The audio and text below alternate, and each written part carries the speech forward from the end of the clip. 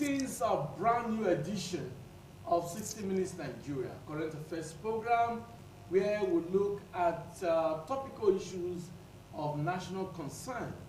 And on today's program, we'll be looking at security and, of course, the 2023 election. Less than 8 months to the conduct of the general election in 2023. So, politicking, hot salt. My name is Egosa Agbonlao. It's always a delight to have you on the program. Spending 60 minutes with me is delightful. I have with me very distinguished personalities. I have a professor of law with me today, Professor Job Odion, a regular guest on the show. Prof, nice to have you today. Nice to see you once more. Yes, I know that ASU is in the news. Yes. But we're not going to discuss ASU today. I thought you were going to make me discuss ASU today. Okay. Good afternoon, viewers at home. Good afternoon, Egosa, and okay. My guests here. We also have with us a very highly revered clergyman who is also an analyst, comments on national issues, Dr. Emeka Ekuga. Nice to have you with us today. Thank you, Egosa. This is our month. You know, yes, we are born in the month of June. Oh, so those born in the month of June are great people. Nigerians is well with us. We're here again. We wish you happy birthday. Happy birthday. Thank you. Advance, Thank you. Yeah, on the 10th of June. Tomorrow. That's tomorrow. That's tomorrow. That's lovely. Dr. Emeka Ekuga will be advance, celebrating his birthday. That's good. Thank you. And of course, I won't say the other one that I wanted to let out of the bag. Okay, I will let you know that. Okay, so nice to have you on the show. Security and 2023 election is what we are looking at today. I will start with Professor Job Odion. I know that Nigerians are still mourning, especially our brothers in Ondo State, in Owo. On Sunday, there was gunmen attack on a Catholic church. And from what the governor has told us, about 40 persons lost their lives, many others recuperating in different hospitals, and some have been discharged after being treated.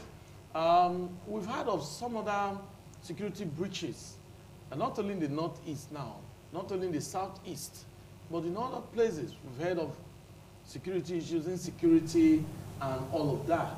Why politicking is still going on? It's very disheartening. Prof? Yes. Yes. What's your take on this? Thank you, Egosa. You know, actually, you know, we've discussed this topic. Yes. Even though we can't stop but keep discussing. Yes. I'm hoping that those at the helms of our affair, those in control of our security, those who have sworn on oath, taking the oath of office to protect lives and property, will do the needful. And so, again, let us just recall what we have been saying here. We've kept saying here repeatedly that government must take it serious, must declare a state of emergency in the security,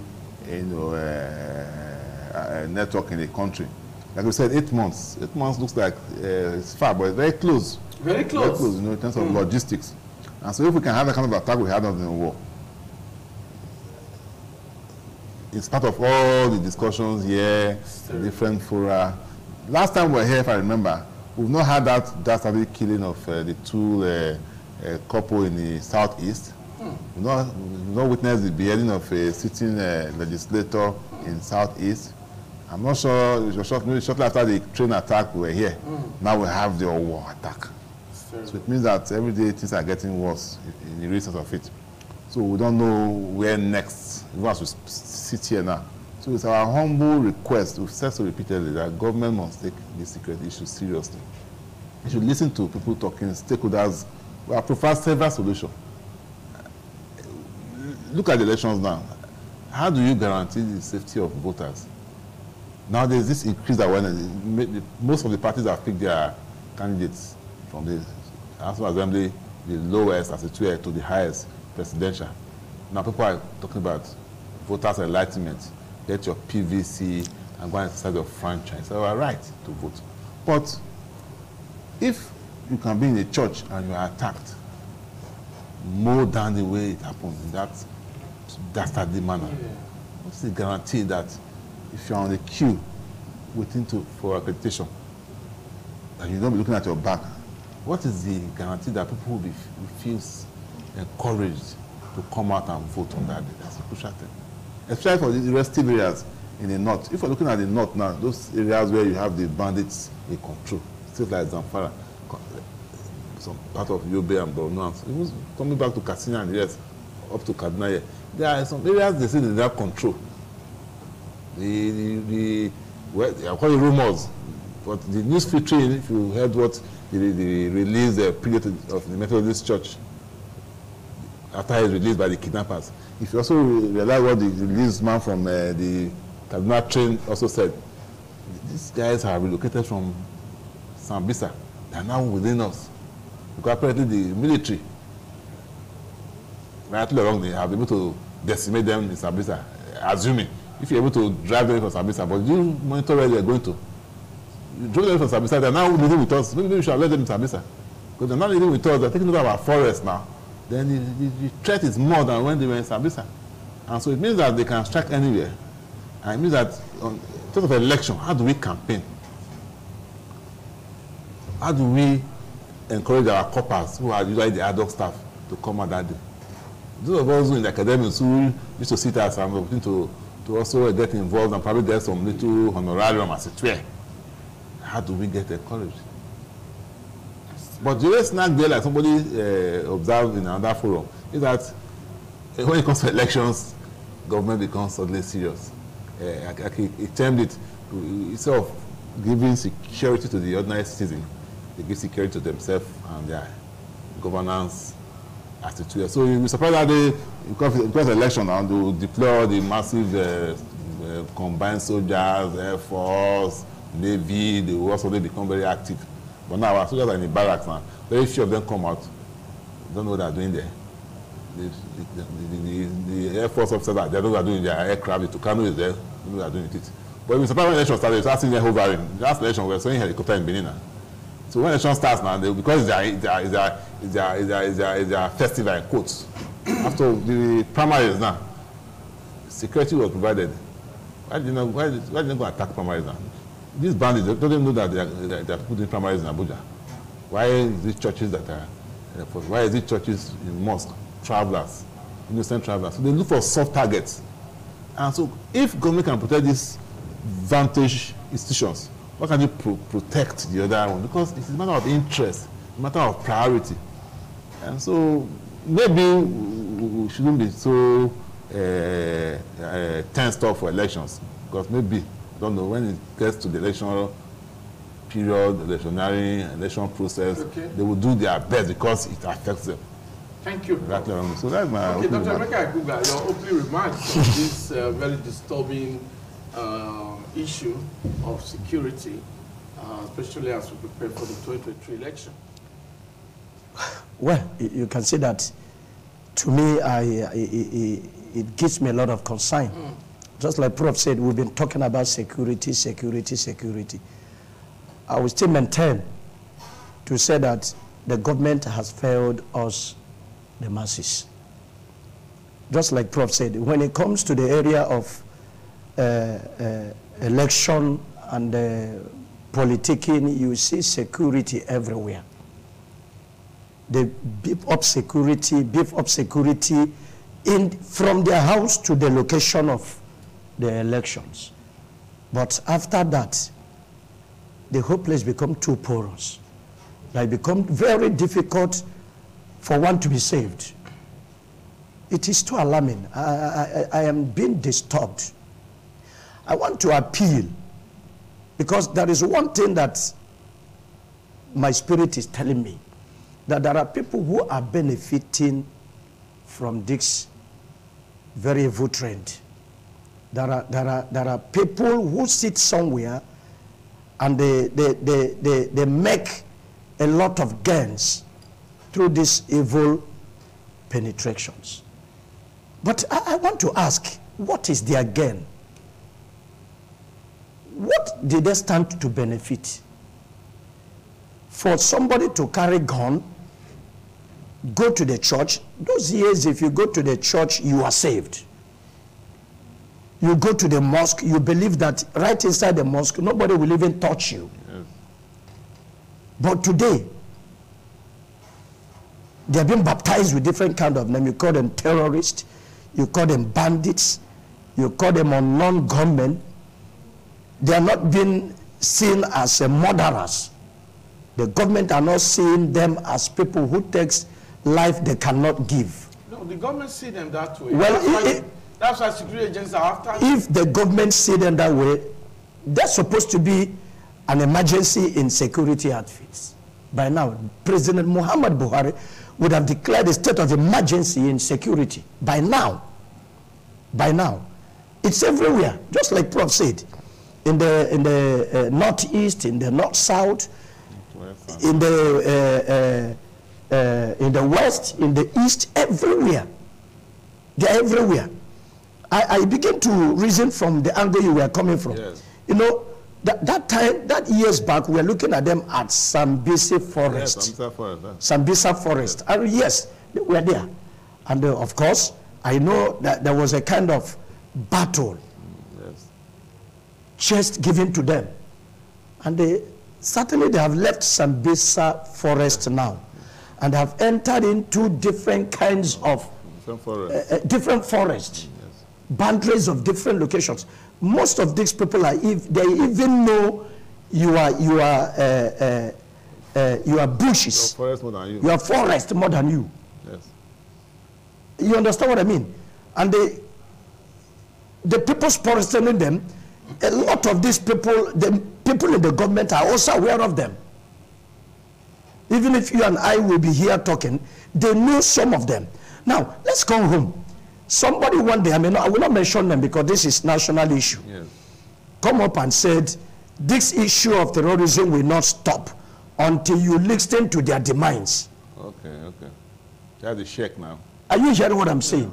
Yeah. Until you listen, what are their demands? How did they air their demands? Who negotiate on their behalf? That's the thing. Are you getting me, sir?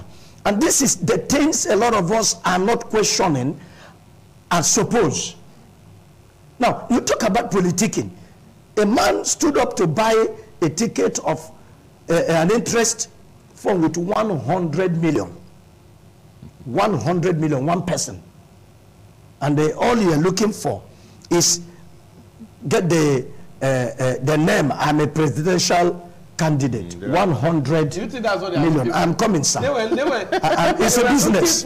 It's a business. To represent their party. Represent which party? But they step down. Step down eventually. Represent which party? Let's come to reality, sir. Because most of these things is because we said if we talk, they will go after you. Yeah. But believe you me, whether you talk, you will die. If you don't talk, you will die.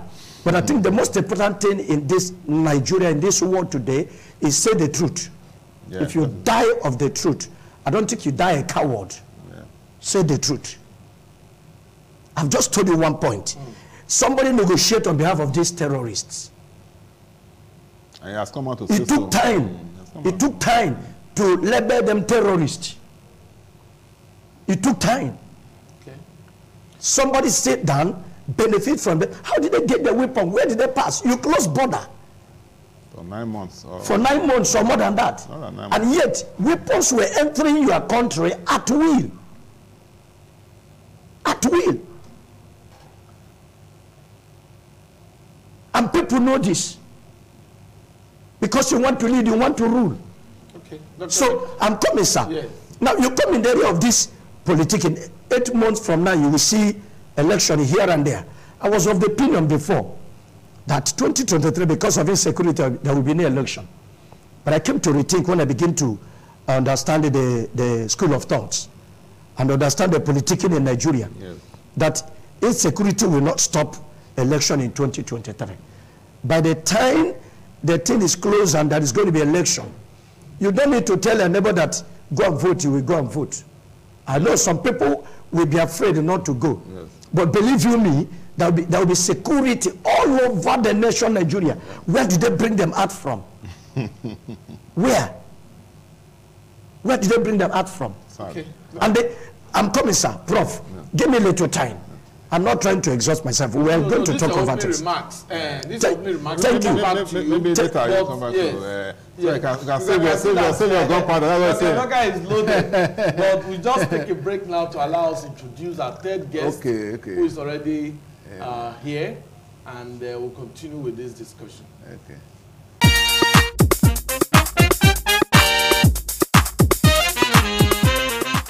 Nice to have you back. We're always delighted to know that you're spending your 60 minutes with us on a Thursday. Just joining us is a youth leader, but he prefers to be addressed as a farmer because he is the chairman of the Edo State Palm Produce Association, Efosa Atoy. Nice to have you with us today. Thank you. Yes, you are aware of the security problems in Nigeria and, of course, the politicking that is going on. Only yesterday, we saw the emergence of the presidential flag bearer of the APC, the ruling party, after we got that of the PDP. And of course, many other parties, the Young People's Party and Factional Labour Party, some other parties got their presidential candidates yesterday. The MPP by Kwankwaso. Kwankwaso. Kwankwaso is now the presidential flag bearer of the MPP. You know. So, but the insecurity in Nigeria, you know, is there. It's a monster that needs to be crumbled. What's your take on this? Thank you, and everybody saw it. The security challenges, we now know where our fate is in this country. When the PDP did theirs, we thought it was a dream. They gave it to a man who has been in the corridor of power since in the 80s. In the 90s, he became the vice president, 8 years. Since then, he has been cross-carpeting all to get the ticket. The PDP has given him the opportunity, and now he has gotten it again. The big question is this. How come during this primary there will not be attack and crisis? All attention will be focused on the delegates. The one that just happened yesterday, a man who has served this country all the days of UPN. He served this Lagos State for 8 years. Since 1999, he has been the one dictating who is the governor of Lagos State, and who does not play his card is out. They call him a super leader. At his age, he came up again after producing the city president. What has played out is what we are here to discuss: security. The president has done well by telling Nigerians, I alone cannot solve the problem we have. Let it be free and fair, the way the prof will say. This country is not about free and fair election. It's about character. Yeah. APC was succeeded in bringing all kinds of characters on the ballot. We have a clergy, we have an imam, we have a scholar, we have an achiever, we have a political guru. Everybody was in the ballot. What pains me most was when some persons play the card of betrayal. This country does not belong to anybody. Somebody must always lift your hand up when necessary. Yeah. But when they play the card of, if you say you want to come Southwest, yes, the most dangerous people in these primaries in the security is the northern governors, who came and said power must shift to the south. Yeah. Power will shift to the south. Who is the south? They've now told us that Nigerians are saying our president is old, we need a younger person. They now said the power will shift to a man who's as old as our president.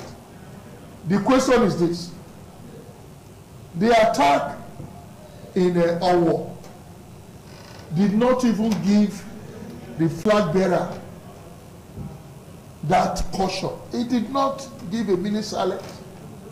But he said, I paid my this thing at Lagos. And the person who set the templates in Lagos was not him, was Marwa.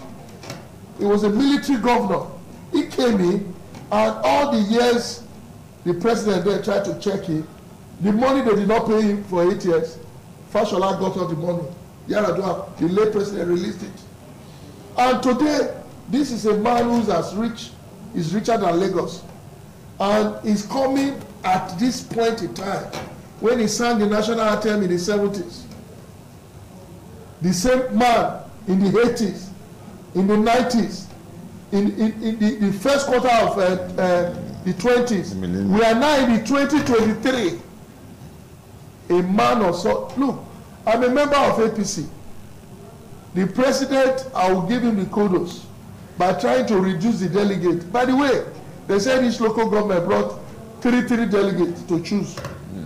They tried to make it very easy so that it will not be money back. Yeah.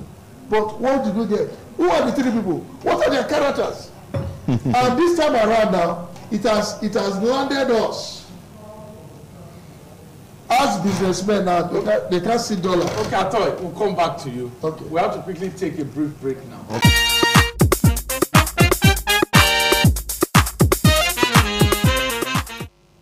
Okay, nice to have you back. It is 60 Minutes Nigeria, a current affairs program, and we are actually dissecting the topic security and, of course, the 2023 election.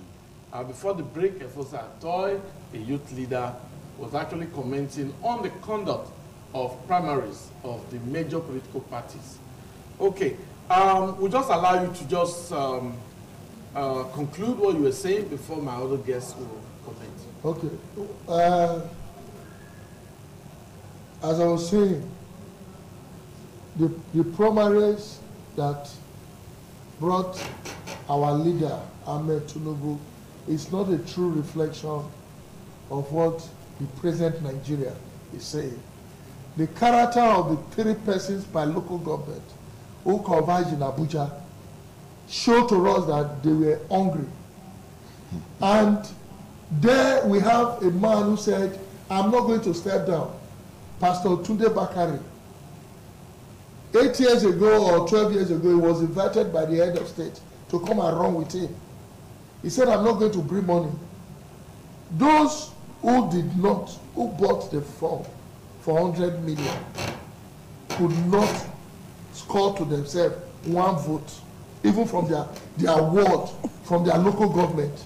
That will tell you the insecurity in this country.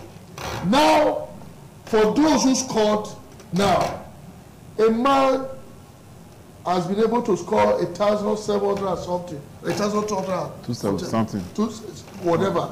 Now, from 2,000 something, now ask me, those who voted for him, are they all Muslims? The question is no. In Edo State, I know about 10 people who are pastors. Who did they vote for if a pastor was there? So the insecurity is not about religion. The insecurity is not about your ethnic, where you are coming from. Hungry. The insecurity is hunger and character. Thank you, Professor. Hunger and character. That's a very fine perspective. Thank you very much. Yes. Well, let me weigh in on what we were saying before. I think at this stage, maybe I need to address some of the issues that I think can cause this security problem. Because Ray has already thrown in the gauntlet by looking at the issue of hunger as a very crucial factor. Yeah. I think over the years, in these last 7 years, even though we have been complaining about how government responds to security issues, we've said the government ought to be proactive in terms of deploying security measures and all that. But I think, again, on the economic issues we are facing is also part of the insecurity problem we're having. Because some of these bandits or kidnappers or what have you, some of them have been forced into these ugly and criminal ventures because they also believe they have lost faith in the state, in government. And losing faith in government means that the government cannot provide anything for you, and so you really do not have anything but to take arms, to fend for yourself. But the only snag is that you are doing that illegally, at the expense of your own fellow citizens who is also struggling to make ends meet. And then it gets to a point where they don't value human lives anymore or property. So you see kind of incidents happen. Those who claim to be herdsmen now, for example, they will tell you that we are doing our business, we must fend for our cows, we must graze, we must drink water, and they are not in government really, even though some of these cows are owned by people in government. But it's an economic issue again, as I said. Government has not addressed that. And so you find them going about. Those who went to illegal mining in Zamfara, and yes, commercial venture too. They tell you they want to be employed. Those who were employed to go for mining, and yes, there are young boys too, who are looking for jobs. Who are those employed them? There are people who have been in politics who have the economic powers to employ them. There were stories of people supplying them arms through the jet. People who have economic power. So what is that disparity between those who have money at the top, who have financial strength at the top? They are going to exploit the younger ones, our youth, who are unemployed, who are hungry. And so you do wonder, you see that over there, the level of insecurity is high because over the years they've not catered for the so-called downtrodden, the so-called talakawa, they call them over there. Okay. They live their life looking up to these our leaders. One man will kill cow and feed the entire community. If the man does not kill cow or kill food, nobody eats that day. And so with time, they have to fend for themselves. You see, so that is an issue. How well has it been addressed? No way. And so you cannot fight security without providing jobs, without providing economic succor for those who are downtrodden. Because that's why people don't value their life, they're ready to die. And the man who is ready to kill himself, who can be a suicide bomber, is the same person who can come into a church and shoot anybody, come into any gathering and shoot, because even if he's going there, he doesn't care whether there's any resistance. He's willing to die. So that is on the extreme side. Now if you can provide economic succor, you cannot provide some balance in the system, then how well are you proactive?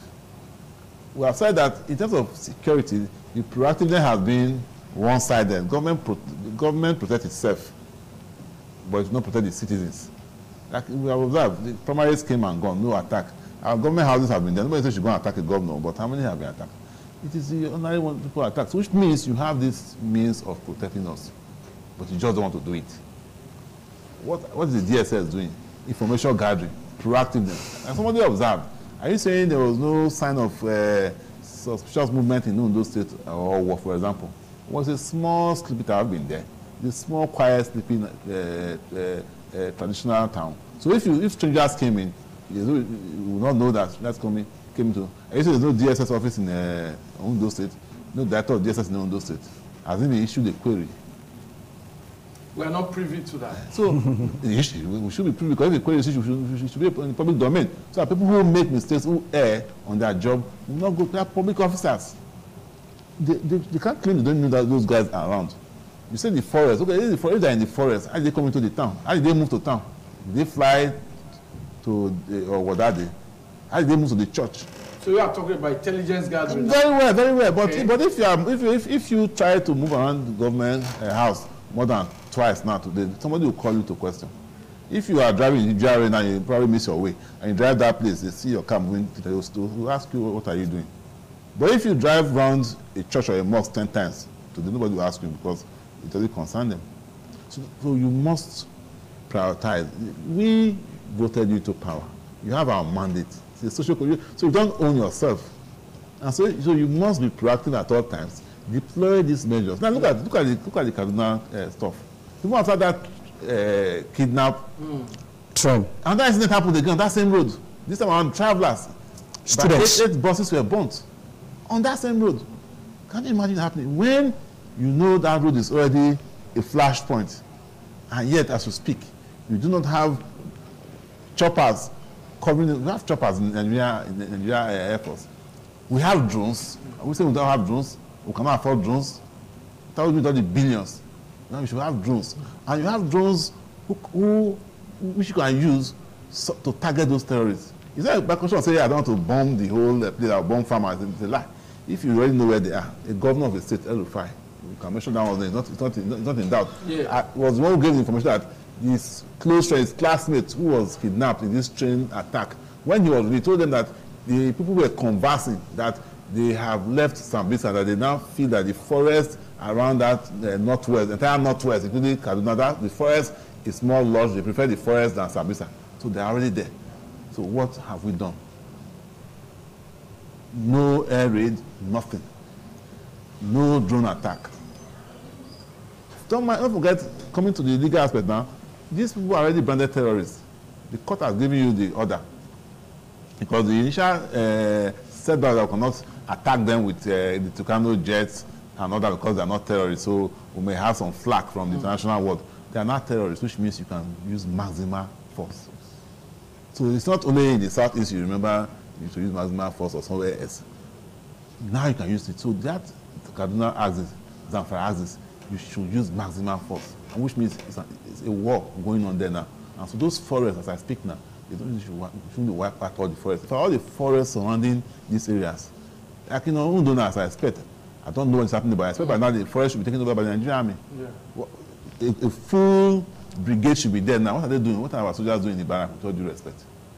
That attack where little children, you saw it, a little child was shot with the mother, still clung to the mother, died.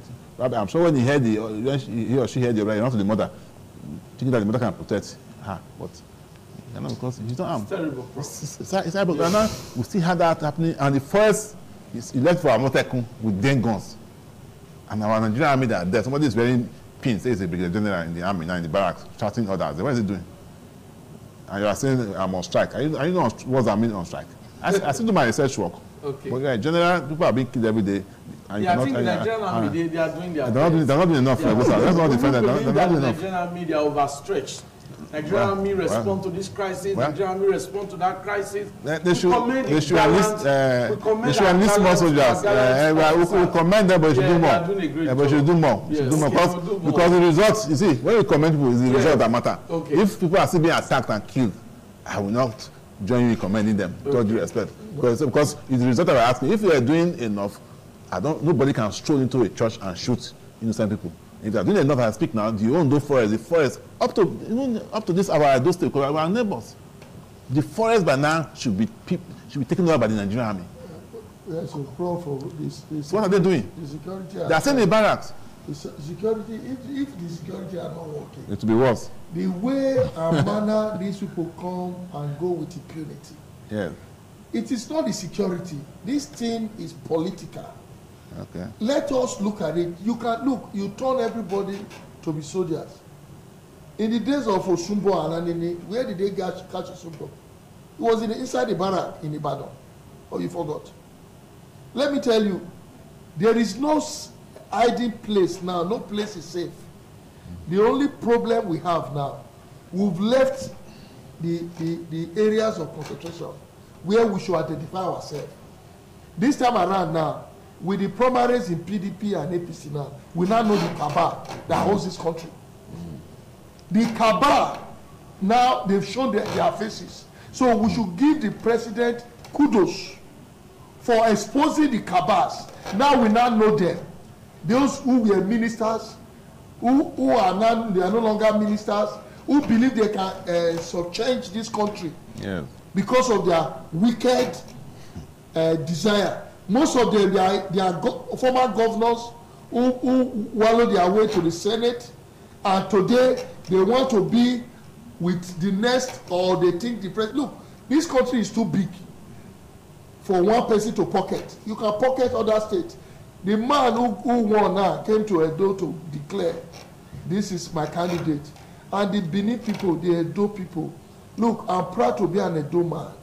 The Edo people said, Edo no be Lagos. Thank you. Let's get it over. What's the way forward? You know, this is a very serious what's the way issue. Forward? Yes. Our problem, our Nigerian problem, is not only on security, but it's more measured on corruption. And then take a look at this. Mr. Toya has been able to go from the angle of hunger. Okay. A hungry man is an angry man. Well, that's what they say. That's not to a point to take away somebody's life you could not give. Now, Prof has also made some reference as regard to the leadership. But let's come back to our own self. if somebody can bring $50,000? Maybe 15,000 or 25,000. I don't know. Is that 50,000? I think. How much a delegate? The highest I have 25,000. We want to make a Put point to that we cannot confirm. These are all social The truth of okay. Let me come. Wait. Let me give you a point. Let me give you a point. Prof, let me give you a point. Let me give you a point. In Ebonyi, I think they have 59 delegates, right? No, 39. 39. This last one. Yes, 39 delegates. Ebonyi got 1. Yes. And Omeha got 38. 38, yes. Imo has 100 delegates. Yeah, from the analysis. I'm coming. And in Imo, they have Rochas Okorocha. He got 0. Yes. I'm coming.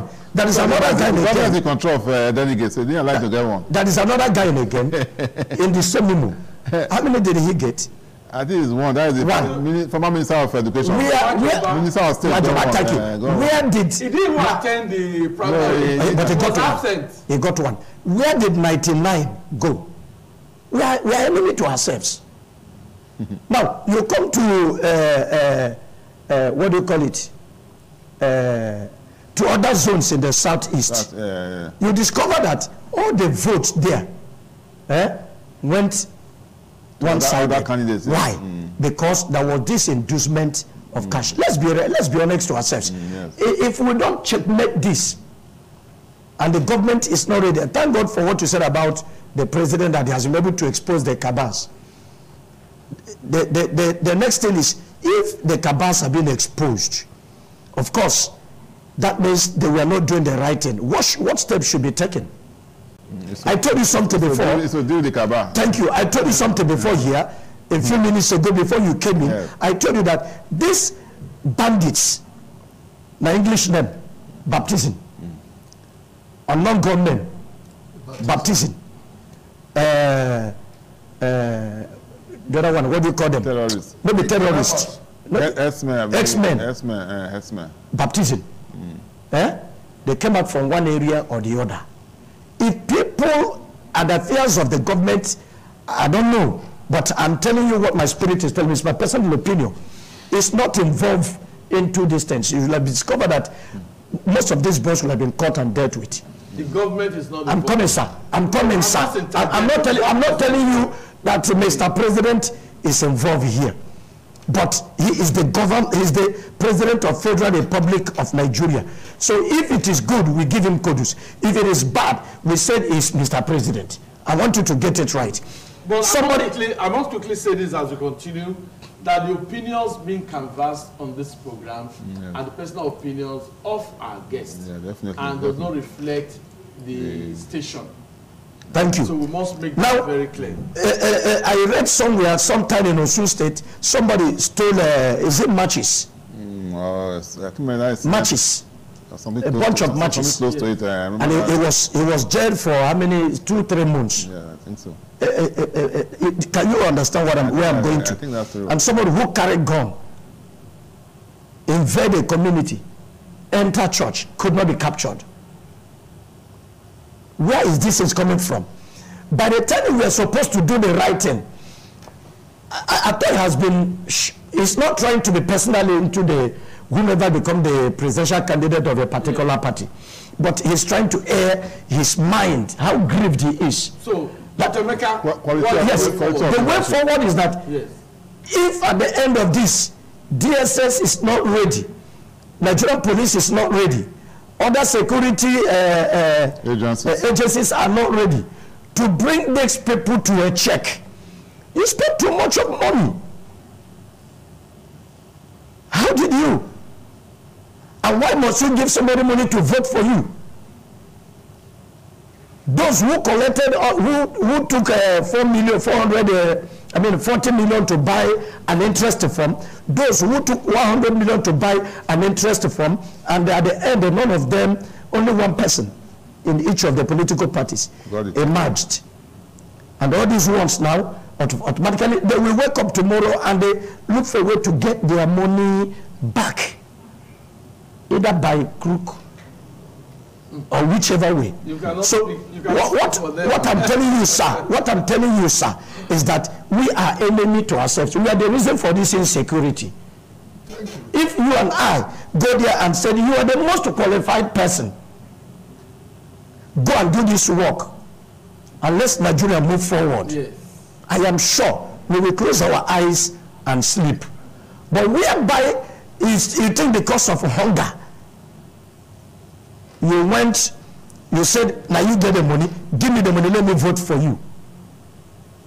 I don't know, my brother. Okay. If it's not well checked, when election comes by 8 months' time, am I correct? Yes. You will still see some people in the field. Some group will decide to share 10,000 this time around. It's increasing, no? Yes, yes. And another group we said, if I give you 10,000, it looks as if it's not enough, I will give you 50,000. Mark my word. And these people that want to share this money want to rule. And those who want to vote, why must you collect this money? Okay, so the to vote? voters have a role. So we have a role. Yeah, just like the delegates have in this role. primary, Have a role. they've not played their role. They betrayed us, Nigeria. They make Nigeria to go into more danger. The delegates, so they have started a problem. Next time now, I tell you, next time now, everybody want to be a delegate. No, let me tell you, there is a slogan now. Yeah. What is reigning now is delegates. Delegates. Okay. Yahoo has, they've gone to the back seat now, is delegate. Do you know why we should be very careful? I came here purposely to put something straight. Let me tell you, you are talking about the general. Our president changed the chief of staff. Yes. And brought a very brutal and rugged general. He went into the files, got this thing. They spent so much money in ammunition and whatever. One of his trips to check these things they've acquired, he never returned. He died on the. We are still asking, what is the investigation? That is the military. Till today. It's true. Let me tell you, my father is a retired military officer. When he started building his house, the sister stood and was building, because that is the country we all belong to. You can't be in service and acquire property. But today, you will see a sitting judge building a mansion. Why, George? I thought you were talking about general just now. Wait now,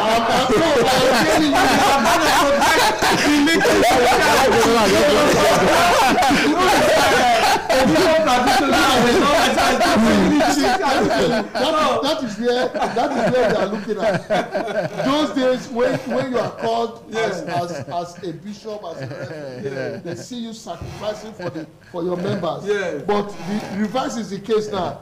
It's extortion and collect. Let me tell you, what we noticed 2 years ago, though the target end SACS, it was just an eyeball. You say the delegate disappointed us. Let me tell you, if you are a delegate, you will not do less. Because where you find yourself, let me tell you, they say it is immoral to be moral in an immoral society. What the delegate, those who coined the law, that is Nigeria for you. They say it's too elaborate. Politics is expensive. Let us make it very cheap. Make it cheap, they said 3 per local government. We did the calculation, put them there. Who they want to bring, they gave them. Look, I did not sleep. I watched their manifesto. That, in a society that is organized, you will see that the person that will take the day, we all know. But what happened? Let me tell you. You see that money back. The law will say, where is your proof that they shared money? Which proof? The way the money was disbursed, there is no trace. But let me tell you something. Is that not criminality? Look at it. It's baptism. It's baptism. Let me tell you, this country now, we should hold it. Everybody has a right as a Nigerian. This is not time to give blames to president or whatever. The 3 delegates from our local government now, if I see them, I will ask them, you voted, they're giving you money. Come and make sure that you converse for the persons you brought out. You will see how he will tell you, say, Now my own I go collect you. Then you try collect. Thank you, Professor Atta. I've not been told. No, time is always our friend. Okay, of the program. wow. There's a lot to really talk about. But I believe that if you are there, you've really enjoyed today's program. My guests have been able to highlight some very important points. Security lies in the hands of all Nigerians. Security can only be achieved by collective effort. And they've also said corruption, we must shun corruption in this country so our credible leaders can emerge. And the issue of the new word now, delegates. Delegates must be honest to ensure that there's an indirect election. They bring out men and women of integrity. There are so many political parties, about 18 registered political parties that will be featuring candidates in the 2023 election. So, but we have been emphasizing the ruling party, the major opposition party, but there are other parties, there are other candidates. On that note, thanks for being a part. Professor Job, thank you for being a part. Thank you too. Professor Atoy, thanks for your comments. And Dr. Emeka Ipuga, thank you very much. Thank you very much. You have a wonderful weekend ahead. Bye-bye.